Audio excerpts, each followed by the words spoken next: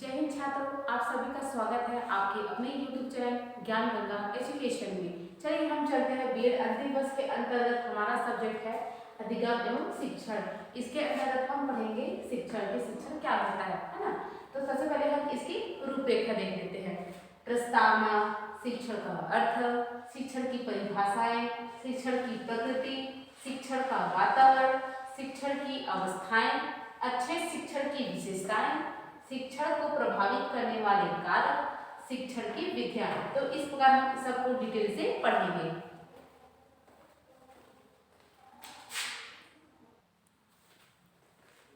चलिए अब हम लेते हैं प्रस्तावना, है ना, शिक्षण की प्रस्तावना। देखिए शिक्षण क्या है, एक सिखाने की क्या होती है, क्रिया विधि होती है। मतलब क्या होते हैं, शिक्षण के अंतर्गत एक शिक्षक क्या करता है, जो बालक बालिकाएं होते हैं उन्हें विभिन्न प्रकार से क्या देता है, शिक्षा देता है ना, जिससे क्या कर सके, जो एक बालक बालिका जो होते हैं वो क्या कर सके, वह विभिन्न माध्यम से जो विद्या का वो ग्रहण कर सके, है ना, अर्जन कर सके थे। तो इस माध्यम से क्या करता है, जो शिक्षक होता है वह बालक बालिका को सिखाने के लिए अपनी जो शिक्षण की जो क्रिया होती है ना, उसमें क्या करता है, वो विभिन्न तरह से उसका वो फेरबदल उसमें करते रहता है, तथा जिस विधि के द्वारा, है ना, छात्र छात्राएं अधिक सीखते हैं वह उस विधि का अधिक से अधिक प्रयोग करता है। तो एक व्यक्ति के जीवन में शिक्षण का बहुत ही महत्वपूर्ण रोल होता है ना, जिसके अंदर क्या है, वह किस तरह से वो उसकी जीवन शैली होती है ना, और किस प्रकार वह जीवन में आगे बढ़ता है, अपना विकास करता है। तो यह शिक्षण पर डिपेंड करता है कि वह किस प्रकार का शिक्षण वह ग्रहण किया है। तो एक व्यक्ति के जीवन में शिक्षण का बहुत ही महत्वपूर्ण रोल होता है। अगर किसी से पूछा जाए तो शिक्षण क्या है, तो उसका एग्जैक्टली मीनिंग कोई भी नहीं दे पाएगा, है ना। तो इसके अंदर क्या है, जो शिक्षक जो होती है, इसमें जो शिक्षक क्या करते हैं, वह विभिन्न प्रकार की जो कला होती है, मतलब किसी क्रिया विधि होती है, उससे वो बच्चों से क्या करते हैं, अवगत करते हैं, है ना, जिससे वो क्या कर सके, अधिक से अधिक सीख पाए। चलिए अब हम देखते हैं शिक्षण का अर्थ। देखिए शिक्षण को इंग्लिश में क्या बोलते हैं, टीचिंग, है ना। तो शिक्षण का शाब्दिक अर्थ हम देखें तो क्या होगा, शिक्षण का अर्थ सिखाने की क्रिया, है ना, कि किस प्रकार उसे सिखाया जाए, है ना। कोई भी कार्य जब व्यक्ति जो करता है तो वह किन किन विधि का प्रयोग करता है ना, और किस विधि के द्वारा उस जो कार्य है उसको आसानी से हम कर रहे हैं। तो ये जो क्रिया होती है वो हमें शिक्षण के द्वारा हमें प्राप्त की जाती है, मतलब दी जाती है, जिसके द्वारा क्या है, हम उस जो कार्य है उसको आसानी से हम उस क्रिया विधि को अपनाकर अपने कार्य का निष्पादन हम आसानी से कर लेते हैं, ताकि उस विधि के द्वारा हम अपनी जो शिक्षण की जो प्रक्रिया होती है ना, उसको हम आसानी से कर लेते हैं। और उसके बाद क्या है, इसके द्वारा जब शिक्षण के द्वारा हम विभिन्न प्रकार की क्रिया विधि को अपनाते हैं, तो इसमें क्या है, हमारे जो ज्ञान है वो भी हमारा ज्ञान क्या करता है और आगे बढ़ता है। उस क्रिया को आसानी से करके हमारा जो ज्ञान भंडार है उसका भी क्या होता है, विकास होता है, हमारा ज्ञान दिन ब दिन क्या होता है, बढ़ता है। तो इसके लिए विभिन्न प्रकार की जो शिक्षण है वो शिक्षक के द्वारा दी जाती है। अब चलिए हम देख लेते हैं शिक्षण की कुछ परिभाषाएं। पहला परिभाषा है ब्रूबेकर जी के अनुसार। चलिए देखते हैं ब्रूबेकर जी क्या कहते हैं। शिक्षण परिस्थितियों का प्रबंध करना है जिनमें अंतर एवं बाधाएं होती है और व्यक्ति उन पर काबू पाना चाहेगा और इस दौरान वह कुछ भी सीखेगा।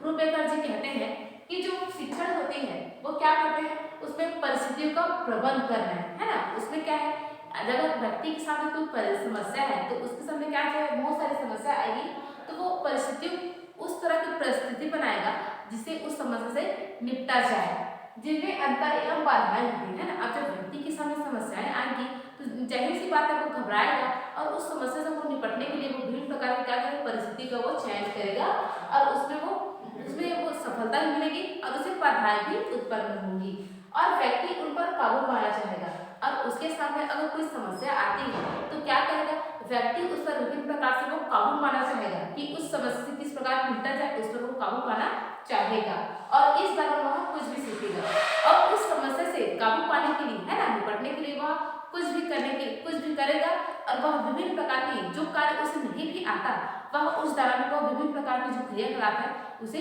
सीख भी जाता है। तो ये कहना था ब्रूबेकर जी के अनुसार, है ना। अब दूसरी परिभाषा देखते हैं शिक्षण की बर्टन महंगाई के अनुसार। चलिए देखते हैं बर्टन महंगाई जी क्या कहते हैं। शिक्षण सीखने के लिए प्रेरणा, पथ प्रदर्शन, पथ निर्देशन और प्रोत्साहन है। जो शिक्षण होता है वो क्या होता है, सीखने के लिए हमारे लिए प्रेरणादायक भी होता है, हमें पथ प्रदर्शन भी दिखाता है, मतलब हमें राह दिखाता है कि किस प्रकार हम जो समस्या हमारे सामने आती है उसका निपटारा हम किस प्रकार करें, इसका लिए क्या करता है, हमारे जो पथ प्रदर्शन है ना, वो हमें शिक्षक के द्वारा हमें दिया जाता है या मिलता है या सीखते हैं। तो इस प्रकार हमारी जो समस्या है उसका समाधान हम आसानी से कर लेते हैं। तो बटन जी का यही कहना है कि जो शिक्षण सीखने के लिए प्रेरणा, पथ प्रदर्शन, पथ निर्देशन और प्रोत्साहन है।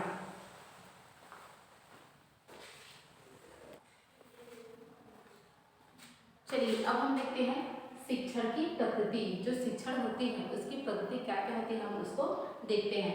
तो सबसे पहला क्या है, शिक्षण एक स्व उद्देश्य प्रक्रिया है ना। पहला हमारा क्या है, शिक्षण एक स्व उद्देश्य प्रक्रिया है। हम कोई भी कार्य करते हैं है ना, तो उसका एक निश्चित उद्देश्य होता है। तो उसी प्रकार क्या है, शिक्षण जो कार्य होता है वो भी एक स्व उद्देश्य प्रक्रिया है, मतलब उद्देश्यपूर्ण एक प्रक्रिया होती है। जब हम शिक्षा प्राप्त करते हैं तो ऐसे ही तो नहीं शिक्षा प्राप्त करते, उस सब चीज का क्या होता है, एक उद्देश्य, निश्चित उद्देश्य होता है। तो उसी प्रकार जब हम शिक्षा प्राप्त करते हैं तो हमारा उद्देश्य क्या होता है, ज्ञान अर्जन करना है ना। और उस ज्ञान को प्राप्त करके हम जीवन में ऐसे कार्य करें जिससे हम अपना जो जीवन हो चला सके। तो इस प्रकार क्या है, जो शिक्षण होता है वो एक स्व उद्देश्य प्रक्रिया होती है, मतलब एक उद्देश्यपूर्ण प्रक्रिया होती है। तो कोई भी कार्य जब हम करते हैं बिना उद्देश्य नहीं करते, हम हमारा किया गया कोई भी कार्य जो होता है वो निश्चित उद्देश्य उसका होता है। तो इस प्रकार हम कहेंगे कि जो शिक्षण होती है वो एक स्व उद्देश्य प्रक्रिया है ना। अब हम दूसरा देखते हैं, शिक्षण एक अंतः प्रक्रिया है।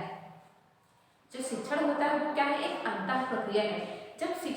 जब बालक को जब वो शिक्षा देता है तो उसमें क्या है, वो अंतः प्रक्रिया भी उसे हमें देखने को मिलती है कि जब शिक्षक किसी बालक को कुछ चीजें सिखाता है तो वो उसका अंतःकरण करता है ना। अगर शिक्षक किसी बच्चे को सिखाए कि हमें दूसरे का रिस्पेक्ट करना चाहिए, अपने से बड़ों का आदर सम्मान करना चाहिए, तो वो उस चीज को अंतःकरण करता है, उस चीज का अपने ज्ञान में उसको अर्जित करता है, मतलब अपने मन में उसको बिठाता है कि हमें अपने से बड़ों का सम्मान करना चाहिए है ना।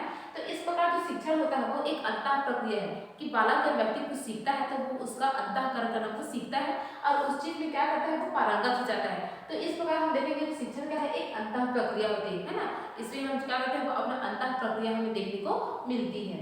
अब हम तीसरा देखते हैं, शिक्षण कला एवं विज्ञान है।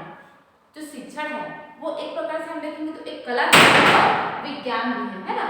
हम कई व्यक्ति को मानना है कि जो शिक्षा है वो विज्ञान नहीं है या कला नहीं है, तो हम मानेंगे कि जो शिक्षण है वो जो शिक्षण होता है वो कला एवं विज्ञान दोनों है ना। क्या करता है, जब व्यक्ति किसी चीज में जो पारंगत हासिल करता है, चाहे वो कला के क्षेत्र में हो या विज्ञान के क्षेत्र में, वो अपनी अपनी जगह में क्या होता है, वो अब निश्चित रूप से किसी चीज को सीखता है और उसी क्षेत्र में वो आगे बढ़ता है।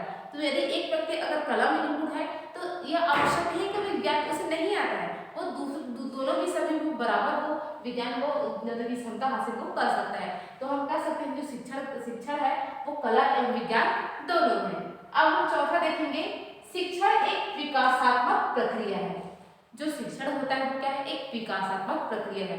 जब व्यक्ति निश्चित रूप से अगर शिक्षा प्राप्त करेगा, जाहिर सी बात है तो विकास करेगा ही है ना। तो व्यक्ति अगर जब शिक्षा प्राप्त करता है तो वो विभिन्न प्रकार की जो क्या होता है क्रियाविधि सीखता है ना, अपने ज्ञान का क्या भंडारण करता है। तो इस प्रकार वो अपने विकास को भी बढ़ोतरी वो करता है ना।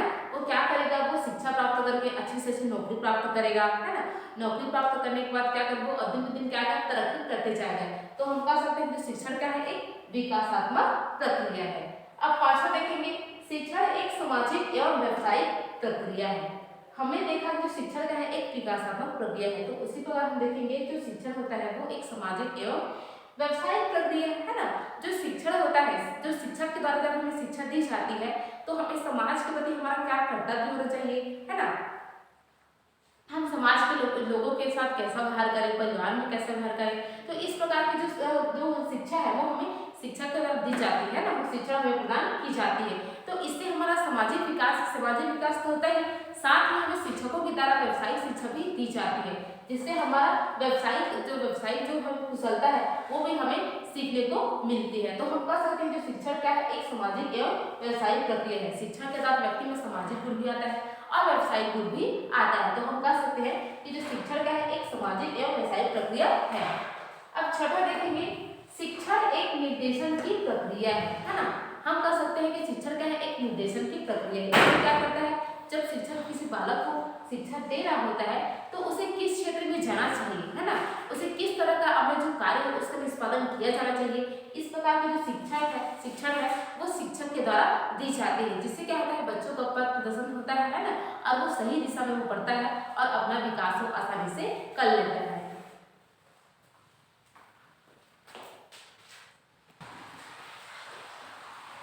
चलिए अब हम देखते हैं अच्छे शिक्षण की विशेषताएं। जो अच्छा शिक्षण होता है ना, उसकी क्या क्या विशेषताएं होती है उसको हम देखेंगे।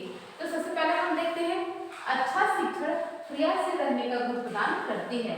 जब शिक्षक के द्वारा अच्छे से अच्छा शिक्षण दिया जाए तो उसमें क्या है, हम क्रियाशील रहने का गुण उसमें प्रदान की जाती है। मतलब कहने का मतलब ये है कि जब एक बालक को अच्छे से अच्छी शिक्षा दी जाए है ना, शिक्षण उसको अच्छे से प्रदान किया जाए तो क्रियाशील रहने का गुण उसमें हमें देखने को मिलेगा। एक बालक के अंदर क्रियाशील रहने का गुण हमें देखने को मिलेगा, है ना। अगर शिक्षक क्या करेगा, वह विभिन्न माध्यम से बच्चों को पढ़ाएगा, लिखाएगा, है ना, और उसके जो विज्ञान है मतलब कि उसके ज्ञान के भंडारण में, है ना, और बढ़ोतरी करने में अगर सहायता प्रदान करता है तो बालक निश्चित रूप से क्या करेंगे, वो रेगुलर स्कूल जाएंगे, है ना, और पढ़ाई में मन लगाएंगे और क्या करेंगे, वो किसी भी चीज को सीखने के लिए क्या रहेंगे, क्रियाशील रहेंगे। तो अच्छे शिक्षण की एक विशेषता क्या है कि ये अच्छा शिक्षण क्रियाशील रहने का गुण हमें प्रदान करती है।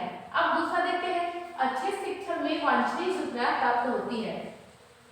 अच्छा शिक्षण क्या होता है, अच्छा शिक्षण वो होता है जिसमें हमें वांछनीय सूचना प्राप्त हो। वांछनीय मतलब अच्छी सूचना, है ना।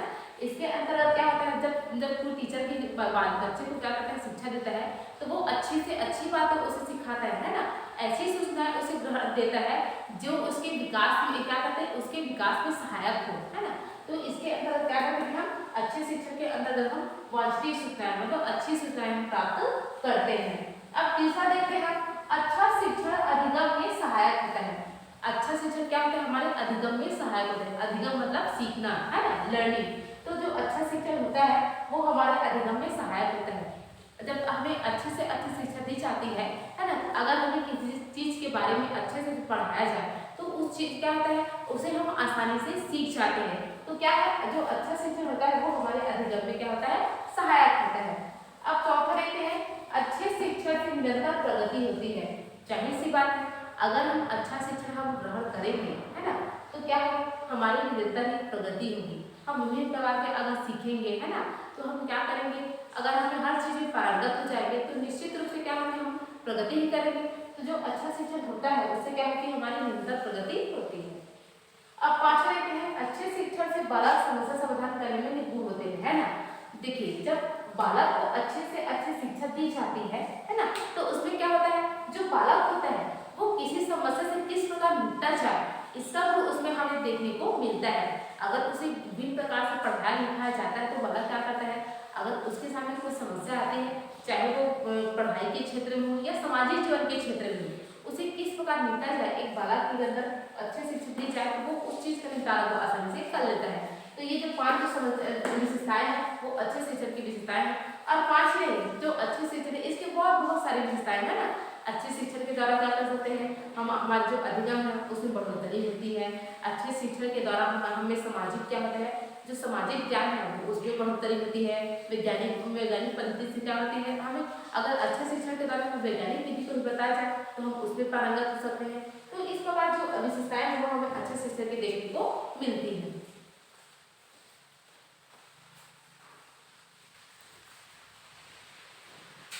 चलिए अब हम देखते हैं शिक्षण का वातावरण। जो हम जिस जगह में हम शिक्षण प्राप्त करते हैं उसका वातावरण किस किस प्रकार का होता है, क्या हमें देखने को मिलता है। तो सबसे पहले कौन सा वातावरण है, सकारात्मक वातावरण। देखिए, ये जो सकारात्मक वातावरण होता है इसमें क्या होता है, एक शिक्षक क्या करता है, इसमें एक क्लास के अंदर अपना संपूर्ण नियंत्रण को रखता है ना। इसमें क्या करेगा, जो शिक्षक अगर किसी बालक छात्र छात्रा को शिक्षा दे रहा है तो पूरे क्लास पर जो नियंत्रण होता है वो एक शिक्षक के ऊपर होता है। वो बालक के उसकी क्या क्या चाह है, वो किस प्रकार से सीखना चाह रहा है, इस पर कोई ध्यान नहीं देता। मतलब क्या करता है, शिक्षक जो है वो क्लास का जो नियंत्रण है वो खुद पर रखता है और बालक की क्या इच्छा है कि किस तरह से वो सीखना चाह रहे हैं उस पर कोई ध्यान नहीं देता। वो शिक्षक क्या करते हैं, अपनी मन मर्जी से क्लास का जो संचालन वो करता है। तो इस प्रकार का वातावरण क्या है, सकारात्मक वातावरण में आता है ना। आजकल अगर इस प्रकार सकारात्मक वातावरण से पढ़ाया जाए तो वो निरर्थक क्या बेकार है ना। इसके अंतर्गत क्या है, सकारात्मक वातावरण में रहकर जो बालक है वह कुछ भी आसानी से वो नहीं सीख पाएगा, है ना। वो क्या डरे सहमे रहेगा और किसी चीज को किसी प्रकार से सीखेगा तो उसका जानना इसमें बेकार हो जाएगा, निरर्थक रहेगा। तो सकारात्मक वातावरण क्या है, जिसमें जो कक्षा है वो उसका पुनर्निर्माण एक शिक्षक होता है, उसमें पालकों का कोई रोल नहीं होता है। इसमें सिर्फ शिक्षक क्या करता है, अपना क्लास के ऊपर हुकूमत चलाता है। तो पहला वातावरण क्या हमारा सकारात्मक वातावरण होता है।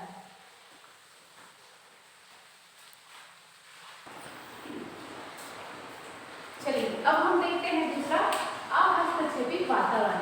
अहस्तक्षेपी वातावरण में क्या होता है, जब एक होता है ना, क्लास होता है, उससे पूरी तरह से क्या होता है, बालकों पर निर्भर करता है, मतलब बालक बालिका पर निर्भर करता है। इसमें जो शिक्षक होता है, इसमें जो उसका हस्तक्षेप होता है वो बिल्कुल नगण्य होता है ना। इसमें क्या होता है, किस प्रकार पढ़ना है, क्या करना है, ये एक बालकों पर निर्भर करता है। तो इस प्रकार का जो प्रणाली है ना, पढ़ाने बच्चों को, उसमें क्या होता है, वो निरर्थक है, बेकार है। तो अगर इस प्रकार से अगर एक कक्षा के अंदर अगर एक शिक्षक की संचालन ना हो तो क्या होता है, उसमें जो शिक्षक की जो प्रक्रिया होगी वो पूरी अस्त व्यस्त होगी, है ना। तो इस प्रकार की जो अहस्तक्षेपी वातावरण हमें देखने को मिलता है, यह पूरी तरह से ये बाल केंद्रित होती है ना। तो इसमें क्या होता है, अगर इस तरह से अगर परीक्षा प्रणाली को छोड़ दिया जाए तो क्या होगा, वो हमारी जो शिक्षा प्रक्रिया वो पूरी तरह से अस्त व्यस्त होगी। तो इसमें क्या होता है, अहस्तक्षेपी वातावरण में क्या होता है, शिक्षकों की जो परिस्थिति होती है ना, वो क्या करते हैं, एक कक्षा के अंदर वो बिल्कुल रूप से क्या हस्तक्षेप उसमें नहीं करते हैं। इसमें बालक अपनी मनमर्जी के अनुसार पढ़ते हैं, लिखते हैं, वो आगे बढ़ते हैं।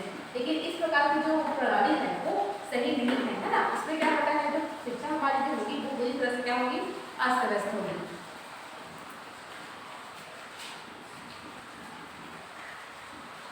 चलिए अब हम तीसरा देखते हैं, प्रजातांत्रिक वातावरण। हम देखेंगे कि प्रजातांत्रिक वातावरण क्या होता है, प्रजा का राज, यहाँ प्रजा का शासन, मतलब बच्चों का शासन, है ना। एक क्लास के अंदर क्या देखेंगे हम, प्रजातांत्रिक अगर वातावरण हो तो उसमें बच्चे क्या करते हैं, वो स्वतंत्र रूप से शिक्षा ग्रहण करते हैं। लेकिन इसमें क्या होता है, जो टीचर होता है वो एक ग्रुप की, वो एक लीडर की तरह क्या करता है, बच्चों का सही मार्गदर्शन करता है ना। उसकी जो समस्याएं आती हैं उसे किस प्रकार निपटा जाए, इसका वो क्या करते हैं, जो टीचर होते हैं क्या करते हैं, मार्गदर्शन करते हैं, है ना। तो उसे क्या करते हैं, इस प्रकार जो वातावरण होता है ना, प्रजातांत्रिक वातावरण के अंतर्गत रहकर जो बालक होते हैं, है ना, जो बालक बालिकाएं होते हैं, तो विभिन्न प्रकार से जो शिक्षा प्रणाली होती है उसको वो ग्रहण करते हैं। और शिक्षक क्या करता है, वे बालक का सही दिशा में क्या करते हैं, वो पथ प्रदर्शन उसका करता है। तो इस प्रकार का जो प्रजातांत्रिक जो वातावरण है वो हर एक क्लास के अंदर देखी जानी चाहिए, तथा बच्चे क्या चाहते हैं, है ना, वो किस प्रकार से उनको पढ़ाया लिखा जाए, इस प्रकार विभिन्न प्रकार की जो प्रणाली है उसको अपनाना चाहिए, जिससे क्या कर सके बच्चा एक क्लासरूम के अंदर प्रजातंत्र रूप से, है ना, अपने इच्छा अनुसार, अपने रुचि के अनुसार वो शिक्षा ग्रहण कर सके तथा वो आगे बढ़ सके। तो इस प्रकार प्रजातांत्रिक वातावरण का एक बच्चों के जीवन में बहुत ही अहम रोल होता है ना।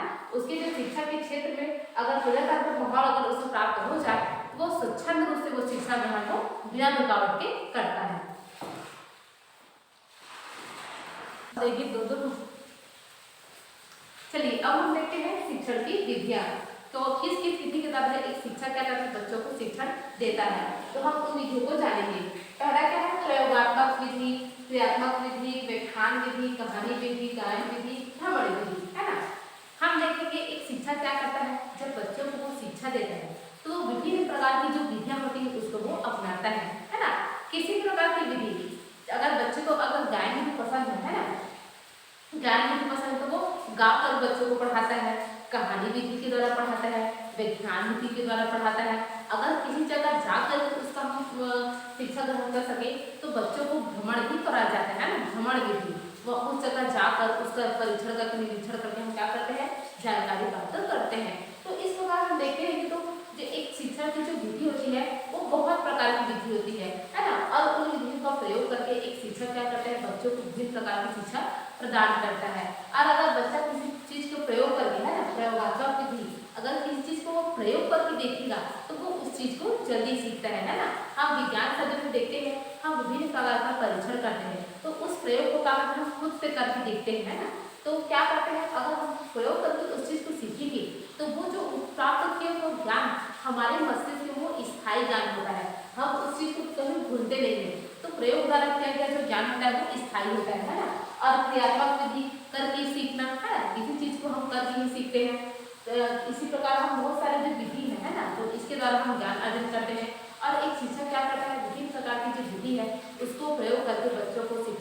देता है। तो हम विभिन्न प्रकार की शिक्षण जो विधियाँ होती हैं उसके द्वारा हम ज्ञान प्राप्त करते हैं।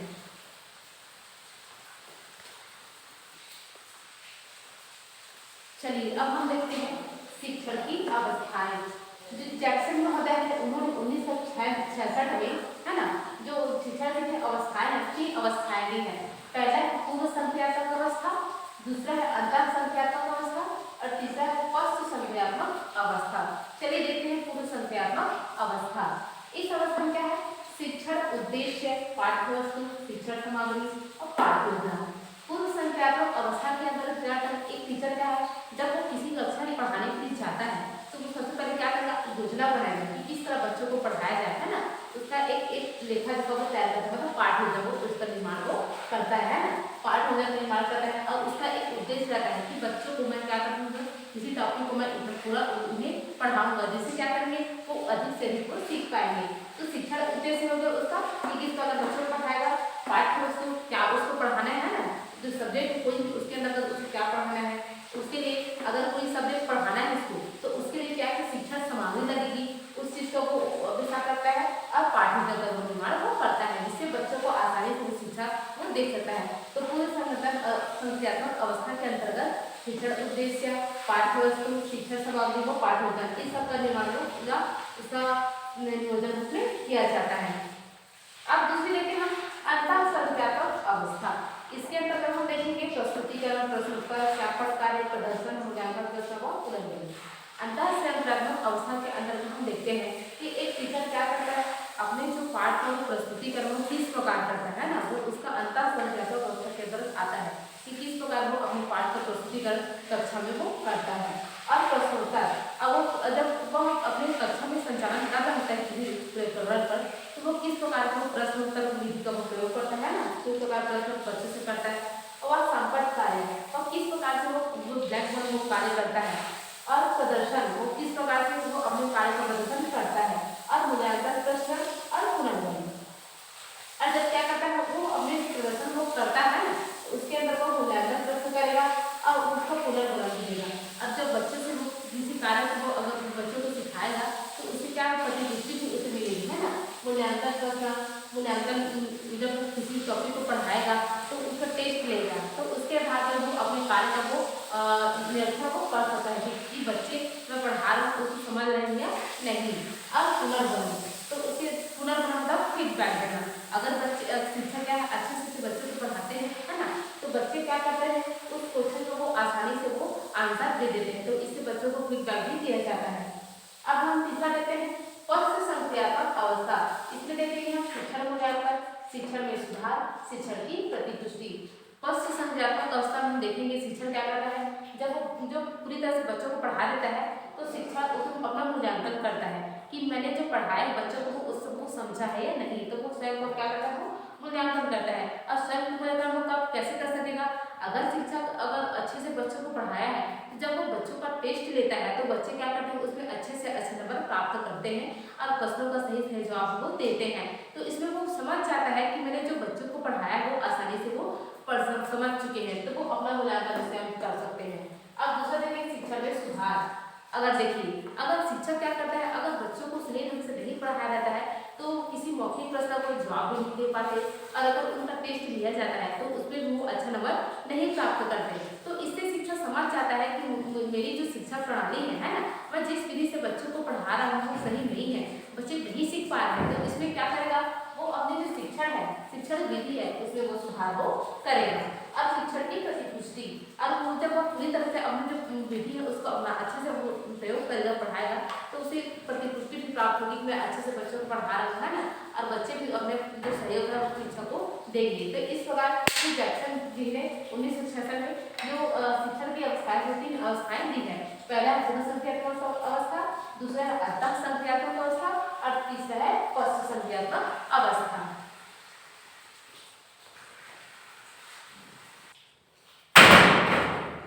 चलिए अब हम देखते हैं शिक्षण को प्रभावित करने वाले कारक। हमारी जो शिक्षण जो प्रक्रिया होती है उसको बहुत सारे कारक हैं जो प्रभावित करते हैं, जिसके कारण क्या है जो बालक होते हैं या व्यक्ति होते हैं, है ना, वो किसी भी चीज़ को वो नहीं सीख पाते। इनके बहुत सारे कारण होते हैं। तो सबसे पहले देखिए हम व्यक्तिगत विभिन्नताएं। हमारे शिक्षण को प्रभावित करने क्या है, व्यक्ति की विभिन्नताएं होती है।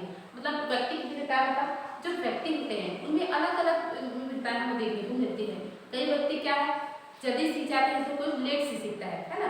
तो इसमें क्या होता है, हमें विभिन्नताएं देखने को मिलती हैं। कभी कभी व्यक्ति जल्दी सीख जाता है, कोई लेट से सीखता है। तो इस प्रकार जो व्यक्ति होते हैं क्या करते हैं, वो हर चीज़ को जल्दी सीख जाते हैं और उसका क्या करते हैं, अपनी जो ज्ञान है उसको बढ़ाते हैं। लेकिन कभी कभी व्यक्ति क्या करते हैं, उसी चीज़ को जो व्यक्ति जल्दी सीख रहा है तो उसी चीज़ को दूसरा व्यक्ति वो लेट से सीखेगा और उसके ज्ञान में कम बढ़ोतरी होगी। तो इस प्रकार का पहला चिंता क्या है, व्यक्ति को बढ़ता। अब दूसरा देखेंगे परिवार का वातावरण। हमारे शिक्षण को प्रभावित करने में एक परिवार का बहुत बड़ा हाथ होता है ना। हम देखते हैं कि कोई व्यक्ति मतलब एक बालक क्या करता है, ऐसे परिवार में रह रहा है जहाँ विभिन्न तरह की परेशानियां हो, है ना।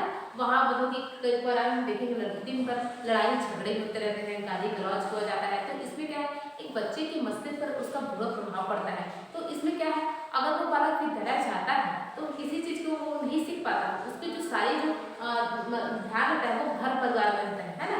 तो उस चीज़ के उसको वातावरण तो क्या है, उसके परिवार का एक वातावरण होता है जो उसका बहुत प्रभाव डालता है उसके शिक्षण प्रक्रिया पर। तो जो परिवार का वातावरण है एक शिक्षण को प्रभावित करने का एक सबसे बड़ा एक प्रमुख कारण है।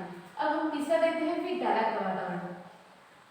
अगर एक बालक अगर उसका परिवार का वातावरण अच्छा है, तो अगर विद्यालय का वातावरण अच्छा नहीं है तो क्या होता है, एक बालक के विकास पर भी प्रभाव पड़ता है। कभी कभी हमें देखने को मिलता है कि जब विद्यालय में क्या है, अगर कोई बालिका पढ़ने जा रही है तो क्या होता है, उसको कई लोग छेड़ते हैं या गाली गलौज करते हैं, या विभिन्न तरह की बातें होती हैं। तो इसमें क्या है, जो उसकी शिक्षा जो प्रक्रिया होती है वो प्रभावित होती है। कैसे प्रभावित होगी कि अगर वो विद्यालय के डर से, वो छेड़खानी के डर से वो कॉलेज विद्यालय नहीं जाएगी, है ना, और विभिन्न तरीके से वो प्रताड़ित होने से उसके विद्यालय नहीं जाएगी। तो इस प्रकार उसकी जो शिक्षण जो प्रक्रिया होगी वो प्रभावित होगी। तो विद्यालय का वातावरण की शिक्षा को क्या करती है, प्रभावित करती है। अब हम चौथा देखते हैं भौतिक संसाधन एवं शैक्षिक सामग्री। हमारे शिक्षण को प्रभावित करने में भौतिक सामग्री एवं हमारी शैक्षिक जो सामग्री है वो भी प्रभावित करती है। अगर हमें पढ़ने के लिए निश्चित एक जगह न दी जाए, है ना, एक विद्यालय ना हो, तो हमारी जो शिक्षा है वो प्रभावित होती है। एक अगर पढ़ने के लिए हमें एक सही स्थान की जरूरत होती है ना, सारी सुख सुविधाओं को जरूरत होती है, तो जिसमें हम बैठ कर शिक्षा ग्रहण कर सके। तो शिक्षण को प्रभावित करने में भौतिक संसाधन की एक अहम रोल होता है। और दूसरा देखिए शैक्षिक सामग्री, है ना। अगर हमारे पास पढ़ने की जगह तो है लेकिन शैक्षिक सामग्रियाँ नहीं है तो भी वो व्यर्थ है। तो हमारी जो शिक्षा को प्रभावित करने में शैक्षिक जो सामग्रियाँ होती है वो भी महत्वपूर्ण भूमिका निभाती है। अगर हमारे पास पढ़ने के लिए सारे शैक्षिक सामग्री उपलब्ध है तो हम निश्चित रूप से अच्छी शिक्षा ग्रहण हम आसानी से कर पाएंगे। अब पांचवा देखते हैं शिक्षा की कार्यकुशलता। हमारे शिक्षण को प्रभावित करने में एक शिक्षा का अहम रोल होता है। कैसे बताऊं कि जो शिक्षक होते हैं वो क्या करते हैं, वो विभिन्न प्रकार की विधियों का प्रयोग करके बालकों को पढ़ाते हैं, है ना। तो उसमें क्या करता है, अगर शिक्षक अपने कार्य को पूरी तरीके से पूरी ईमानदारी से न निभाए, वो कक्षा में जाए और ऐसे ही सफर तरह पढ़ा के आ जाए, तो इससे क्या है, वो बच्चे कुछ भी नहीं सीख पाएंगे। तो शिक्षा को प्रभावित करने में एक शिक्षक की जो कार्य कुशलता होती है वो बहुत महत्वपूर्ण होती है। और शिक्षक अगर सही ढंग से कार्य न करे तो बालक क्या है, वो कुछ भी आसानी से वो नहीं सीख पाएगा, है ना। तो इस प्रकार जो शिक्षा की कार्य कुशलता है वो भी शिक्षण को प्रभावित करती है।